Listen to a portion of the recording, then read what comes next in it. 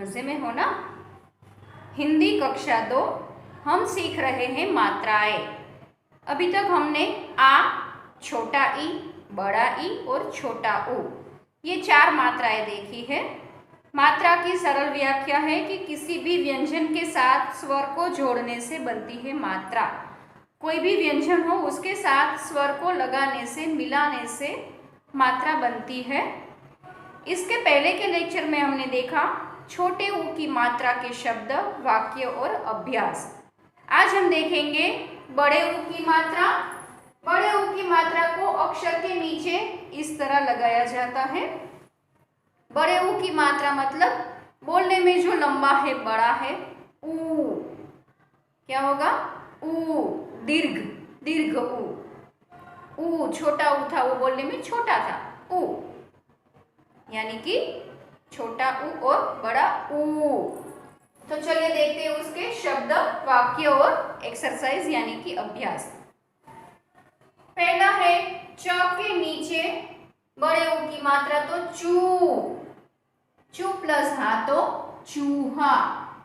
अब चूहा का मतलब क्या होता है ये तो बताने की जरूरत ही नहीं है। चूहा। फिर है म के नीचे बड़े ऊ की मात्रा तो मुंह। मुंह नहीं, मुंह। मुंह प्लस ली तो मूली। मूली। मूली यानी कि खाने की सब्जी में जो आती है वो वाली मूली। फिर है झ के नीचे बड़े ऊ की मात्रा तो जूता। झ के नीचे बड़ा ऊ, जूता यानी कि हम जो चप्पल पहनते हैं वो। फिर है त प्लस रा प्लस झ के नीचे बड़ा ऊ, तराजू। तराजू यानी कि कोई भी चीज हो उसका वजन करने के लिए जो साधन यूज होता है, अभी तो वो इलेक्ट्रिक होता है, लेकिन पहले के टाइम में ऐसे था, ऐसे वो बीच में पकड़ने वाला, फिर दोनों तरफ एक एक पल्ला होता था, वो वाला तराजू। फिर ब के नीचे बड़ा ऊ, बू प्लस ढा। छोटे ऊ की मात्रा में हमने दादी माँ की बात की थी कि जो दादी माँ, दादी की एज की यानी कि बड़े उम्र की औरत होती है उसे बुढ़िया कहते हैं। तो बुढ़िया लिखने में हमने जो ऊ लगाया था वो था छोटा ऊ, बुढ़िया। यहाँ पे दादाजी की उम्र का कोई मर्द है यानी कि आदमी है, तो उसके लिए हिंदी में है शब्द बूढ़ा। तो ये है यहाँ पे बूढ़ा। ब के नीचे बड़े ऊ की मात्रा तो बूढ़ा। क्या होगा? बूढ़ा। फिर ज के नीचे बड़े ऊ की मात्रा झूला। झूला यानी कि हिचको, गार्डन में होता है ना झूला, वो वाला। फिर स के नीचे बड़ा ऊ, सूरज। सूरज का मतलब समझाऊं? नहीं ना, सूरज। फिर भा प्लस ल के नीचे बड़ा ऊ तो भालू। भालू। भालू यानी कि बियर, रीछ। फिर फ के नीचे बड़ा ऊ तो फू। फू प्लस ल तो पूरा शब्द हुआ फूल। फूल यानी कि फ्लावर। फिर प के नीचे बड़ा ऊ तो पूजा। भगवान की पूजा करते हैं वो वाली पूजा। फिर आ प्लस ल के साथ बड़ा ऊ, लू, आलू। आप सबको वही सब्जी पसंद है, ऑलमोस्ट बच्चों को आलू की सब्जी पसंद होती है, पोटैटोज, आलू। फिर ध के नीचे ऊ तो धू प्लस प, धूप यानी कि हिंदी में धूप का मतलब होता है जब सूरज ज्यादा निकलते हैं, दोपहर होती है तो बहुत ही एकदम गरम गरम, पूरा एटमॉस्फेयर गरम हो जाता है, हम उसको सहन नहीं कर पाते हैं। गुजराती में कहवाय तड़को, हिंदी में बोलेंगे धूप। और लास्ट में है ब के साथ बड़ा ऊ, भू प्लस खा, भूखा।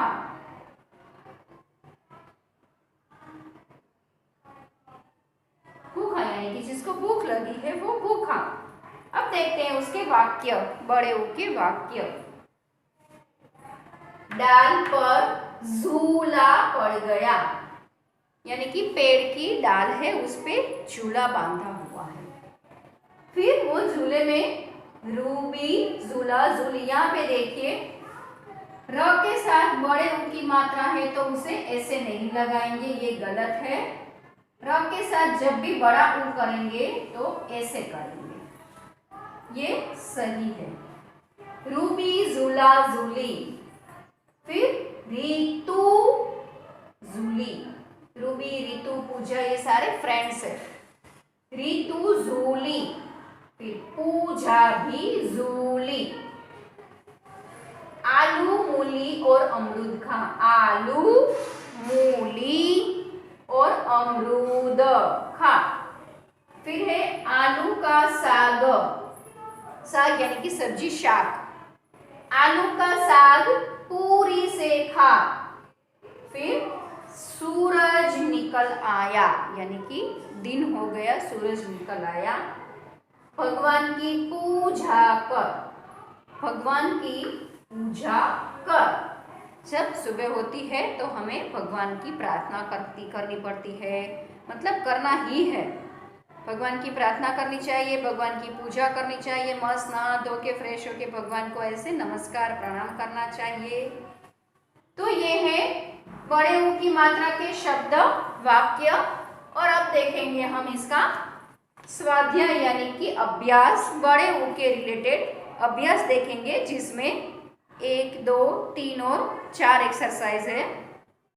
तो अब देखेंगे बड़े ऊ की मात्रा का अभ्यास यानी कि एक्सरसाइज, जिसमें बड़े ऊ, बड़ा ऊ यानी कि दीर्घ ऊ, लंबा ऊ, जो बोलने में बड़ा है लंबा है वो ऊ, वो मात्रा का अभ्यास एक्सरसाइज। पहला है ऊ की मात्रा लगाकर शब्द लिखिए। ऊ की मात्रा लगाकर शब्द लिखिए। पहला है चहा, तो ह के साथ हमें मात्रा दी गई है, हमें मात्रा लगानी है च के साथ। च के साथ बड़े ऊ की मात्रा, तो क्या शब्द बनेगा?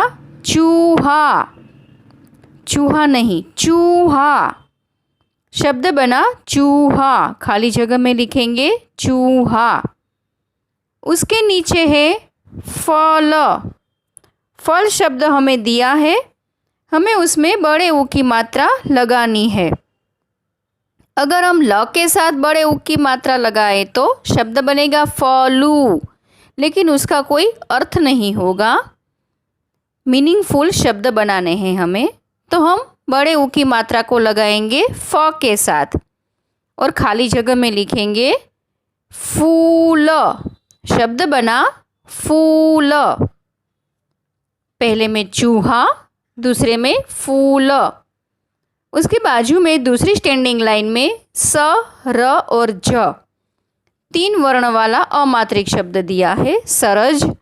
उसमें र और ज, उसके साथ बड़े ऊ की मात्रा लगाने से कोई मतलब वाला यानी कि अर्थपूर्ण शब्द नहीं बन पाएगा, तो हम बड़े ऊ की मात्रा को लगाएंगे स के साथ, तो शब्द बनेगा सूरज, सूरज। खाली जगह में लिखेंगे सूरज। सूरज के नीचे शब्द दिया है बढ़ा, तो ढ के साथ तो ऑलरेडी आ की मात्रा है, हमें ऊ की मात्रा यानी कि बड़े ऊ की मात्रा को लगाना है ब के साथ। ब के साथ बड़े ऊ की मात्रा लगाएंगे तो शब्द बनेगा बूढ़ा, बूढ़ा। आगे हमने देखा था वैसे अगर बुढ़िया शब्द है तो छोटे ऊ की मात्रा आएगी ब के साथ, और अगर बूढ़ा है, बूढ़ा शब्द है तो ब के साथ बड़े ऊ की मात्रा आएगी। तो दूसरी स्टैंडिंग लाइन में पहला हुआ सूरज, उसके नीचे बूढ़ा। फिर तीसरी स्टैंडिंग लाइन में पहला है जला, जला, तो ल के साथ हमें आ की मात्रा दी गई है, हमें ज के साथ बड़े ऊ की मात्रा लगानी है। ज के साथ बड़ा ऊ तो जू, जूला, पूरा शब्द बना जूला, खाली जगह में लिखेंगे जूला। उसके नीचे है तराज, तराज। तो अगर त के साथ हम बड़ा ऊ लगाएंगे तो होगा तुराज, तो वो कोई मतलब वाला शब्द नहीं बनेगा। र के साथ तो आ की मात्रा दी गई है। अब बचा सिर्फ ज के साथ बड़े ऊ की मात्रा को लगाएंगे तो बनेगा जू, पूरा शब्द बनेगा तराजू। तराजू यानी कि किसी चीज़ का वज़न करने के लिए जो साधन का उपयोग किया जाता है उसे बोलते हैं तराजू। तो ये थी पहली एक्सरसाइज कि ऊ की मात्रा लगाकर शब्द लिखिए। दूसरी एक्सरसाइज है मात्रा वाले अक्षर का प्रयोग कर शब्द पूरे कीजिए। उसमें हमारी बुक में पर्पल कलर का देखिए पर्पल कलर का एक गोला है, उसमें सफ़ेद रंग से बू लिखा है। फिर एक येलो कलर का यानी कि पीले कलर का एक बड़ा बॉक्स है, उसमें बीच बीच में खाली जगह है। हमें ये जो बू है वो वहाँ से लेके खाली जगह में लिखकर शब्द पूरे करने हैं। 3 खाली जगह है, एक में हमें उदाहरण के रूप में वो समझाने के लिए वो दिया गया है। तो पीले बॉक्स में पहला है क, फिर खाली जगह तर, तो वहाँ से हमने बू लिया, खाली जगह में लिखा, शब्द बना कबूतर, कबूतर। उसके नीचे है खर, फिर खाली जगह, फिर जा, तो बू लेके हम खर के बाजू में लगाएंगे, लिखेंगे बू को, तो पूरा शब्द बनेगा खरबूजा, खरबूजा। तो खाली जगह में लिखेंगे हम खरबूजा।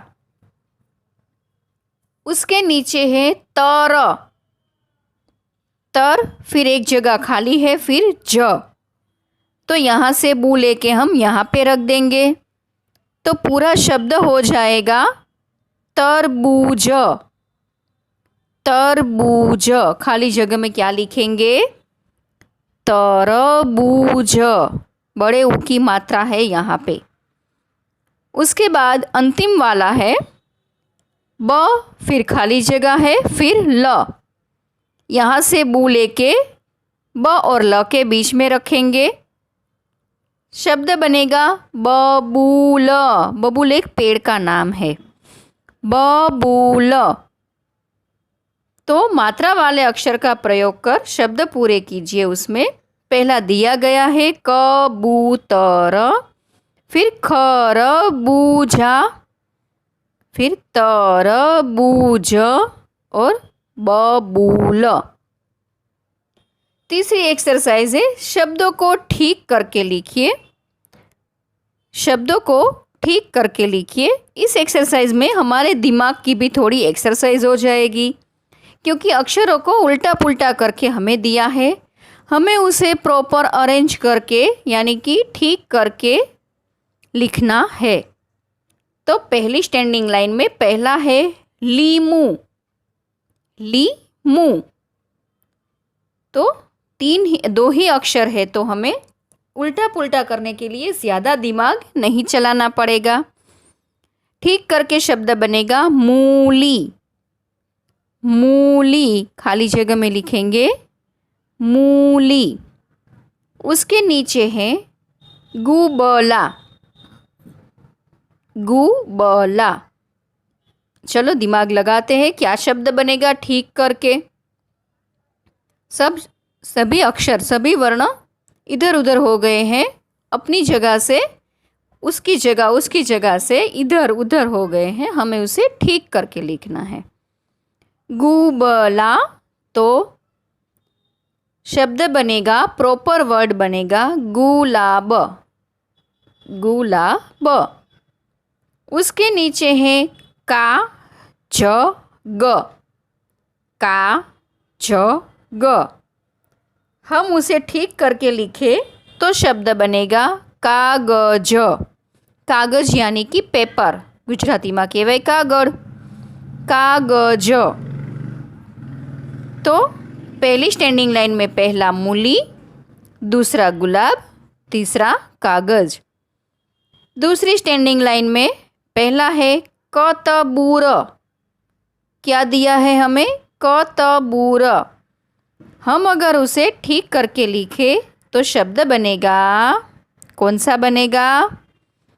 कबूतर, कबूतर। उसके नीचे है झारबा।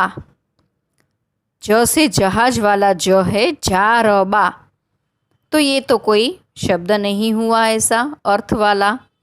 हम ठीक करके लिखे तो शब्द बनेगा बाजार। बाजार यानी कि मार्केट, बाजार। पहली में कबूतर, दूसरी में बाजार। तीसरा है अमदरू, अमदरू। तो ये तो कोई ठीक शब्द नहीं लग रहा है। हम उसे ठीक करके लिखे तो अमरूद, अमरूद। तो तीसरी एक्सरसाइज थी, शब्द को ठीक करके लिखिए। उसमें पहला हुआ मूली, फिर गुलाब, फिर कागज। सामने की साइड में पहला कबूतर, फिर बाजार, फिर अमरूद। अब चौथी एक्सरसाइज है विलोम। इसके पहले छोटे ऊ की मात्रा में हमने देखे थे ये। विलोम यानी कि उल्टे अर्थ वाले शब्द, विलोम यानी कि उल्टे अर्थ वाले शब्द, विरोधी शब्द। हमें 6 शब्द दिए हैं, हमें उसके विलोम शब्द सामने की खाली जगह में लिखने हैं। पहला है सच। सच का विलोम होगा झूठ यानी कि झूठ। उसके नीचे है आना। आना तो क्या होगा आना का? जाना। झूठ, फिर नीचे की खाली जगह में जाना। दूसरी स्टैंडिंग लाइन में पहला है इधर। तो इधर का विलोम शब्द होगा, विरोधी उल्टे अर्थ वाला शब्द होगा उधर। इधर तो उधर। उसके नीचे है ऊंचा। ऊंचा यानी कि थोड़ा ऊपर हो वो। ऊंचा तो नीचा। ऊंचा का विलोम शब्द होगा नीचा। तीसरी स्टैंडिंग लाइन में पहला है सुबह। सुबह यानी कि सवेरा। तो सुबह का उल्टा यानी कि विलोम शब्द क्या होगा? शाम। दिन होगा तो रात होगी। सुबह है तो शाम लिखेंगे। अगर हमें दिन दिया गया होता तो हम रात लिखते, लेकिन हमें दिया है सुबह, तो सुबह का विलोम होगा शाम। और तीसरी स्टैंडिंग लाइन का अंतिम है जीत। जीत तो उसका विलोम होगा हार, उसका उल्टा होगा हार। ये थी चौथी और अंतिम एक्सरसाइज। विलोम यानी कि उल्टे अर्थ वाले शब्द लिखिए। सच तो झूठ, आना तो जाना, इधर उधर, ऊंचा तो नीचा, सुबह तो शाम, जीत तो हार। ये थे बड़े ऊ की मात्रा का अभ्यास यानी कि एक्सरसाइज। 4 एक्सरसाइज हमने देखी। इसके आगे हम देखेंगे ए की मात्रा। ए की मात्रा, लेकिन वो इसके बाद के लेक्चर में।